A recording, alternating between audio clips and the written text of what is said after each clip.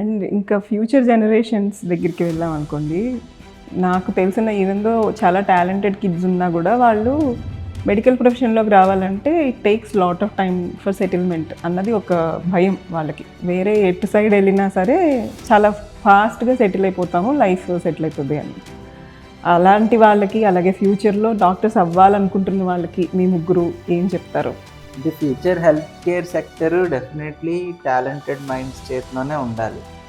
ఎందుకంటే మనం ఎప్పుడైతే టాలెంట్ వాళ్ళు ముందుకు రావట్లేదు అంటే రికవరీ రేట్స్ కానీ, ఫ్యూచర్ హెల్త్ కేర్ సిస్టమ్ కానీ సబ్ స్టాండర్డ్స్లోకి వెళ్ళిపోయే ఛాన్సెస్ ఎక్కువ ఉంటాయి.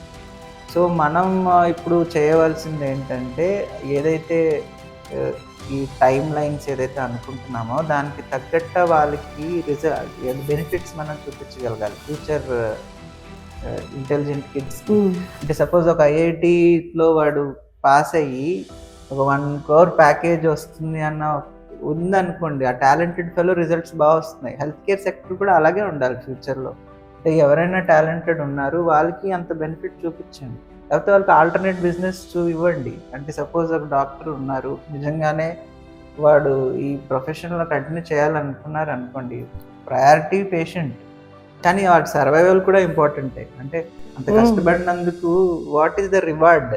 ఆ రివార్డ్ కూడా వాళ్ళ పేరెంట్స్ కానీ, ఆ గవర్నమెంట్ కానీ ముందే సెట్ చేసి పెట్టేయాలి అలాంటి పిల్లలకి. సో ఫ్యూచర్ మెడికల్ అష్యూరెన్స్ ఉండాలి. సో ఫ్యూచర్ మెడికల్ ఇప్పుడున్న సిచ్యువేషన్స్లో అయితే డెఫినెట్లీ ఫ్యూచర్ సబ్ స్టాండర్డ్స్లోకి వెళ్ళే ఛాన్సెస్ ఎక్కువ కనిపిస్తున్నాయి. ఎప్పుడైతే ఈ పిల్లలు ఆగిపోతారో డెఫినెట్లీ కేర్ లెవెల్ కూడా తగ్గిపోతుంది.